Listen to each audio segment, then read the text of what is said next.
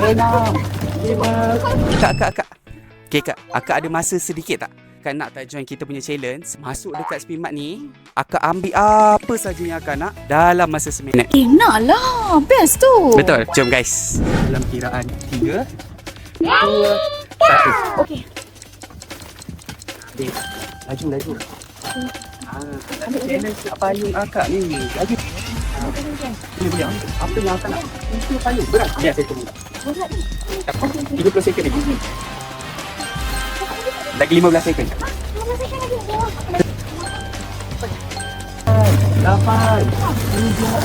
7, 6, 5, 4, 3, 2, 1. Tamat. Jadi akak kerja apa kak? Akak sini rumah je. Sudi rumah. Oh, so far okey tak? Dah dapat semua ni? Itulah macam ya Allah, sebab apa kita nak ambil barang yang mahal sikit kan. Yang tak berfikir shopping ini je lah peluang yang ada.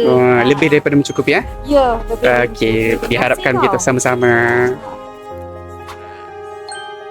So, apa feeling akak bila 99 laju ni dah payung akak? Seronok sangat lah. Dapat akak beli barang-barang yang mungkin kadang-kadang akak fikir 3-4 kali nak beli kan. Akak ambil je. Okey, jadi diucapkan terima kasih kepada 99 laju. Okay, thank you. Terima kasih. Weh, nak join Sapu Laju ke? Senang je weh. Korang follow je akaun social media kita orang sebab semua maklumat, semua update lokasi dah ada dah dekat situ. Kalau korang takut orang lain dulu join daripada korang, korang terus follow akaun Telegram group kami sebab